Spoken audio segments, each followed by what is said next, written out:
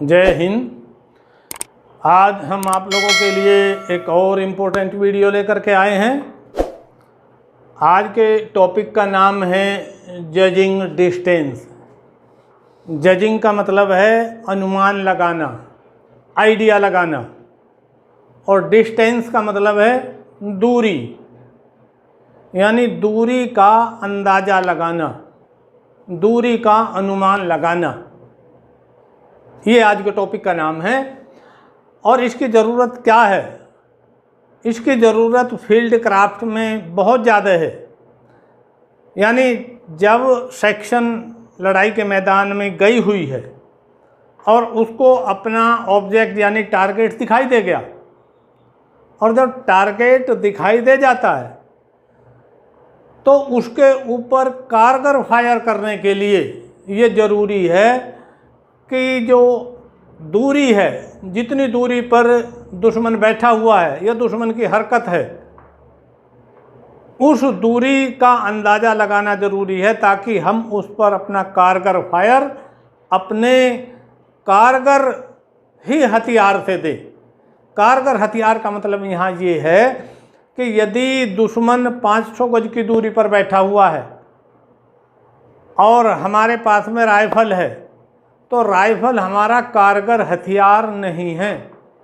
कारगर का मतलब है कि एक गोली एक दुश्मन, तो वो टारगेट, एक गोली एक दुश्मन का टारगेट हासिल नहीं किया जा सकता। वो एक गोली एक टारगेट का जो एक गोली एक दुश्मन का टारगेट हासिल किया जा सकता है एलएमजी की मदद से। तो इसलिए ये ज़रूरी है जवानों को, साथ ही सेक्शन कमांडर को, कि उसको डिस्टेंस के बारे में अंदाज़ा जरूर लगाना उस पर आता हो, और वास्तव में दूरी कितनी है उस दूरी का सही अंदाज़ा लगा करके फिर वो अपने जवानों को फायर का हुक्म दे सके। तो जो डिस्टेंस के अंदाज़ा लगाने के 6 तरीके हैं। इसमें इकाई का तरीका, दिखाई का तरीका, सेक्शन औसत, की रेंज, हाफ विंग और ब्रैकेटिंग, ये 6 हैं।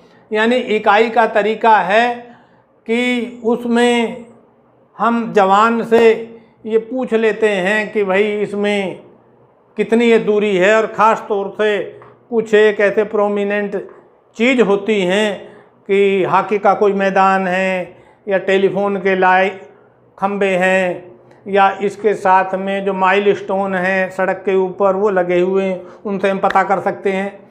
दिखाई का कि हमको जो आदमी हैं, जो दुश्मन हैं, वो कैसा कैसा दिखाई देता है, साफ दिखाई दे रहा है, धुंधला दिखाई दे रहा है, चौक के समान दिखाई दे रहा है। या सेक्शन औसत है तो हम पूरे जवानों से निकाल करके पूछते हैं कि भाई कितना इसमें ये दूरी है, जितनी जवान बताते हैं वो उतने आदमियों से डिवाइड करके और हम सेक्शन निकाल लेते हैं।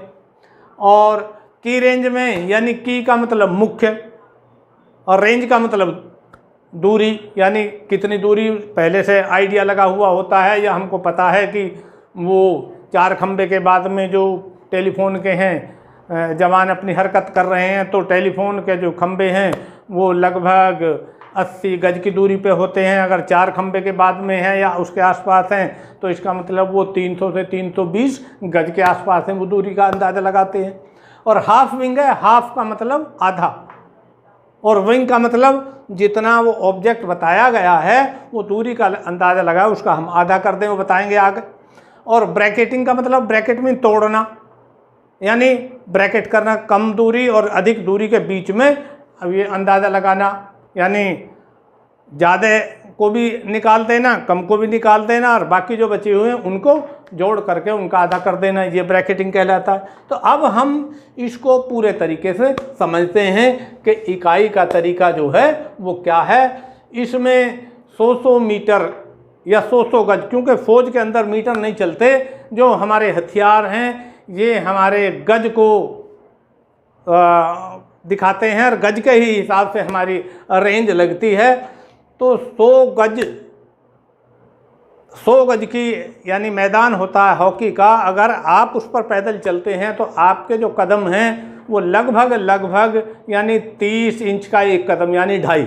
यदि आप इनको 120 कदम ले लेते हैं तो इसका मतलब ये है कि वो जो हॉकी का मैदान है वो 100 गज का है। इसी तरीके से ही जो इसमें अंदाज़ा हम कितना, अगर 400 मीटर तक ही अंदाज़ा लगा सकते हैं। 400 मीटर से 400 गज से ज़्यादा का अगर अंदाज़ा हम लगाते हैं तो उस टाइम जो है हमारे इकाई का तरीका 100 गज के लगाने का वो तरीका इफ़ेक्टिव नहीं होगा, वो अंदाज़ा हमारा गलत हो सकता है। इसके अलावा जो 100 गज का जो ये अंदाज़ा लगा लेना कि भाई एक पोल की इतनी दूरी है, फिर हमने उससे आइडिया लगाया कि उसके आगे और इतनी दूरी है, वो दूसरा पोल हो सकता है, तो ये अंदाज़ा इसमें इस टाइम गलत हो सकता है यदि बीच के अंदर कोई डेड ग्राउंड है। जो हम ऑब्जर्वर हैं, हमारे जवान हैं या सेक्शन कमांडर है जो ऑब्जर्व करने वाले जवान हैं, और साथ ही जो हमारा ऑब्जेक्ट है, जो टारगेट है, उनके बीच में दबी हुई ज़मीन है, यानी अगर पानी भरा हुआ कोई मैदान है और दूसरी दबी हुई ज़मीन है तो हम अपना अंदाज़ा सही नहीं लगा सकते। साथ ही अगर हम इसको देखें, यानी उस टाइम ये यूजलेस होता, अगर हम 120 कदम के 100 गज लगते हैं तो अगले जो 200 जो कदम हैं या गज हैं वो पहले 100 गज का 2/3 ही वो दिखाई देगा, यानी उसका अंदाज़ा 2/3 लगेगा। 100 गज का मतलब ये होगा 2/3 लगभग 66 या 67 गज, यानी अगर कोई 200 पे है तो पहला 100 गज पे और फिर उसका अंदाज़ा ये लगेगा कि ये लगभग 67 गज है। वो 67 गज नहीं होता, वो 200 होता है। और फिर अगर 300 पे है तो जो 67 गज या 66 या 67 गज है उसका 2/3, यानी 66 या 67 का हम 2/3 लें, 22 दूनी 44 और 22 या 66 तो लगभग 44 या 45 गज होता है। और यदि 400 पर कोई आदमी है तो हमको इस तरीके से टुकड़े करने पड़ेंगे।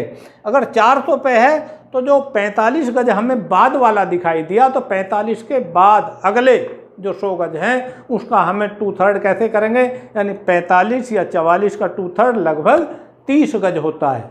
तो इस तरीके से हमें वो अंदाज़ा करना पड़ता है। लेकिन ये मेथड ये तभी सही है जबकि हमारा दुश्मन 400 गज की दूरी के अंदर है। अगर 400 गज से दूरी के ज़्यादा है तो फिर वहाँ ये इकाई का तरीका ठीक नहीं होता।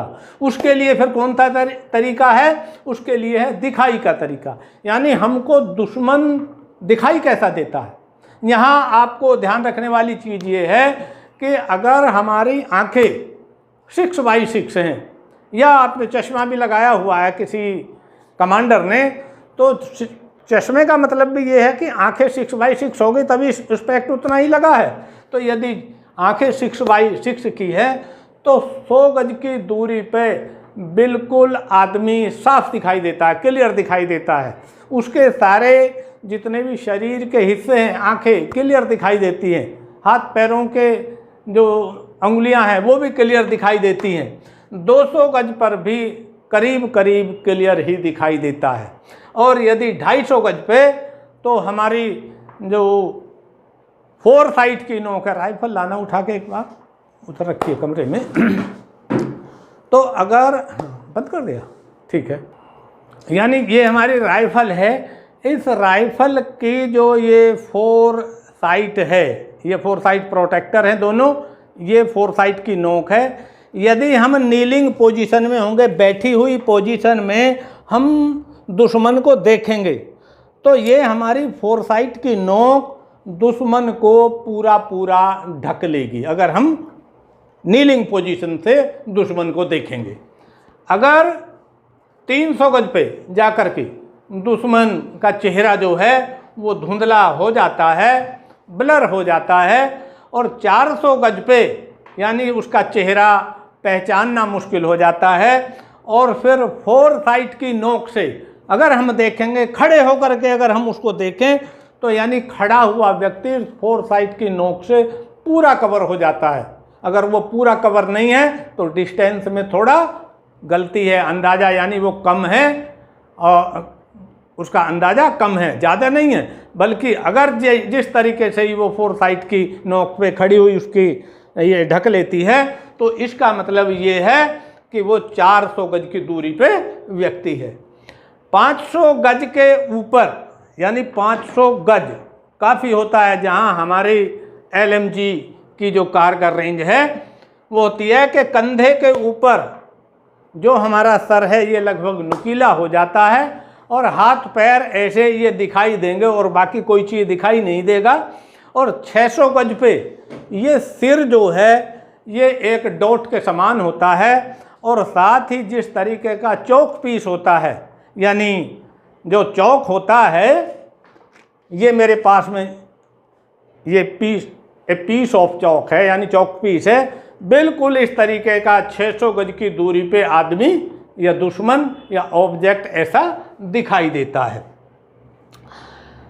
अब है नंबर 3, जो दूरी के अंदाज़ा लगाने का सेक्शन औसत, यानी इसमें हर जवान से आइडिया लिया जाता है कि भाई देखो ज़रा कितनी दूरी पे दुश्मन है या ये ऑब्जेक्ट है।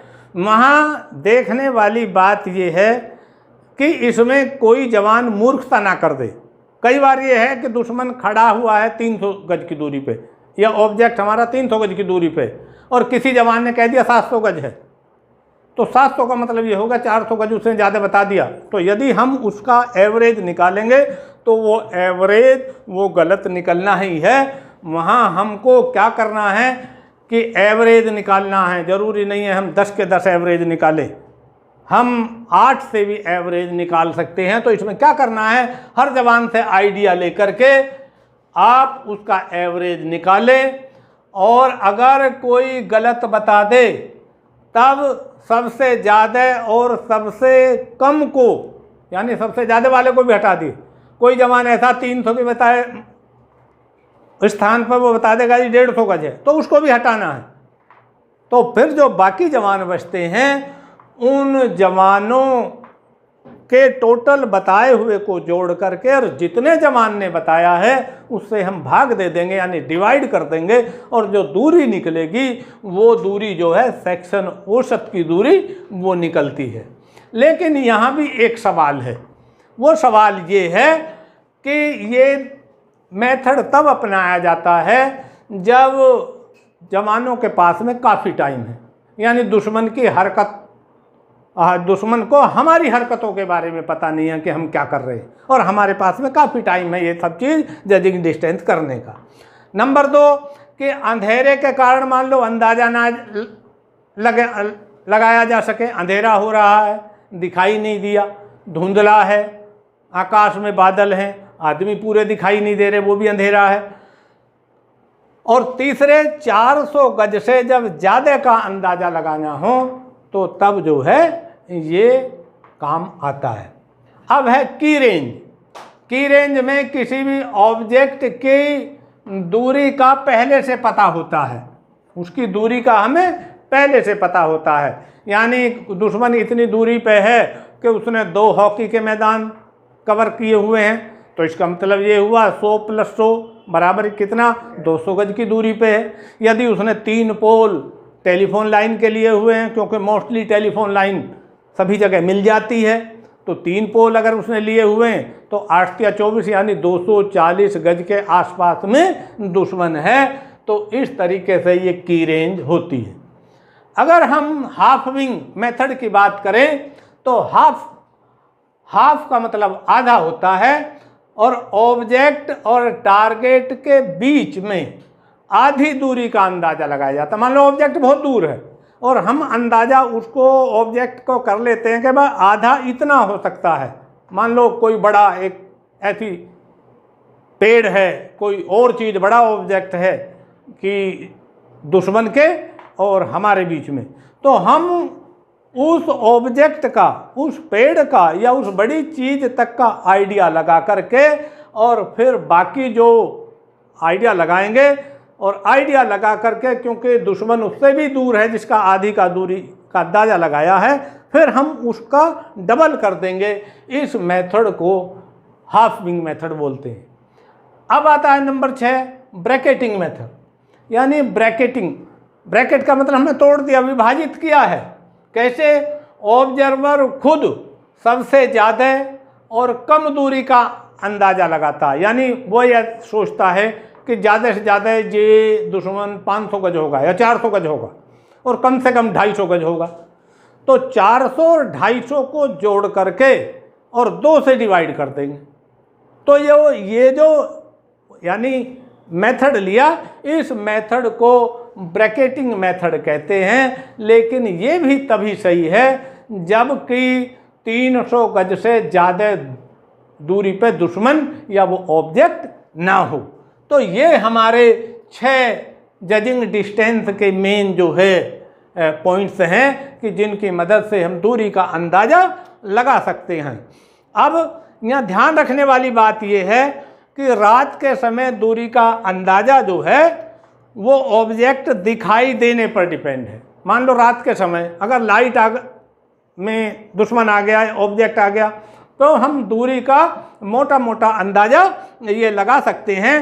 तो ऐसे में जो की रेंज है वो की रेंज मेथड ही सबसे अच्छा है, क्योंकि हमें मालूम है कि की रेंज मेथड वो ऑलरेडी पहले मार्क्ड किए हुए हैं। इसलिए हमको जो है उस टाइम, रात के टाइम में, ये की रेंज का मेथड ये आता है। अगर हम उसकी बात करें दुश्मन की, खड़ा हुआ है, तो हम ये भी कर सकते हैं, हम अपने हाथ को सीधा करें और ये अंगूठे से लगा करके, और जो हमारी लिटिल फिंगर है, ये लिटिल फिंगर तक अगर वो आदमी कवर होता है तो ये 300 गज तक की दूरी जो है वो डिसाइड करती है, 300 गज तक की दूरी। यदि हम मुट्ठी को इस तरीके से कर लें तो यहाँ से लेकर के यहाँ तक की मुट्ठी ये 180 गज तक ये कवर करती है।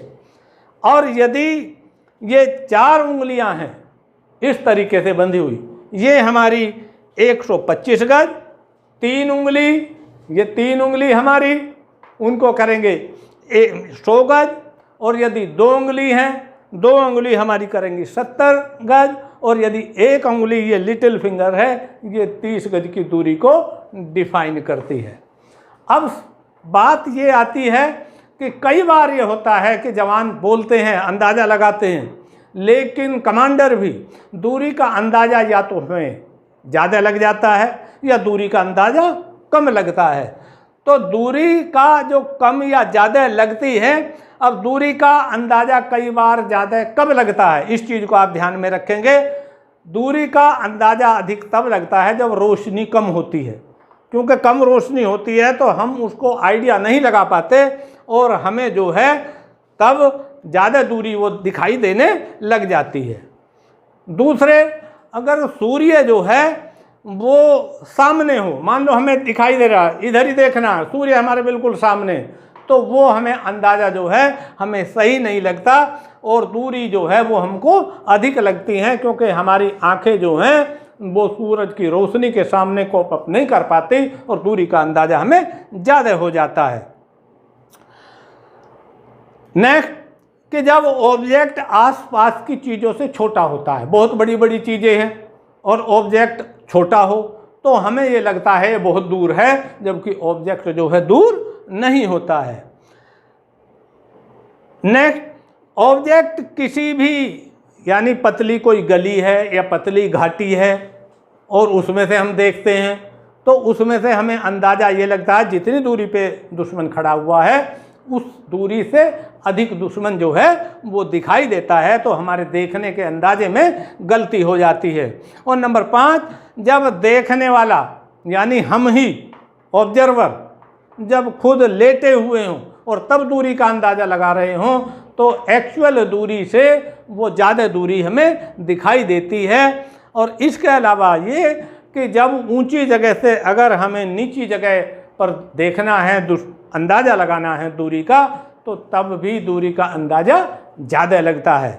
अब इसके अलावा एक पॉइंट आ गया कि दूरी का अंदाज़ा कम लगता है, कब कम दिखाई देता है। उसके लिए क्या है कि जब सूरज पीछे हो, जब सूरज हमारे पीछे है, तो फिर हमें दूरी का अंदाज़ा जो है हम कम कैलकुलेट कर सकते हैं।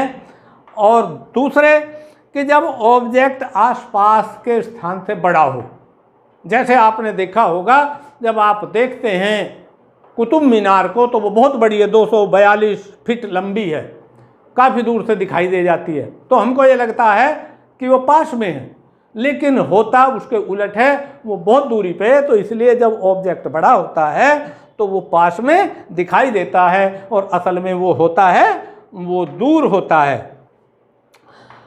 नेक्स्ट कि जब पहाड़ी के नीचे से, हम नीचे के स्थान पे, निचली जगह पे हम हैं और दुश्मन या ऑब्जेक्ट जिसका हम अंदाज़ा लगा रहे हैं वो ऊपर है, तो उस कंडीशन में भी जो दुश्मन ऑब्जेक्ट है वो उसकी दूरी का अंदाज़ा कम दिखाई देता है। तो आपको ये सारी चीज़ें अपने ध्यान में रखनी हैं।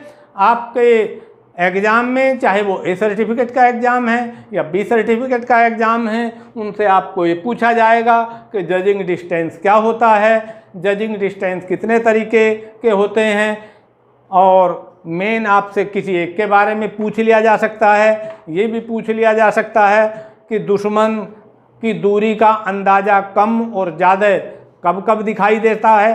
तो आप इन चीज़ों को जो मैंने आज के अपने लेक्चर में आपको बताई हैं, ये ध्यान में रखेंगे।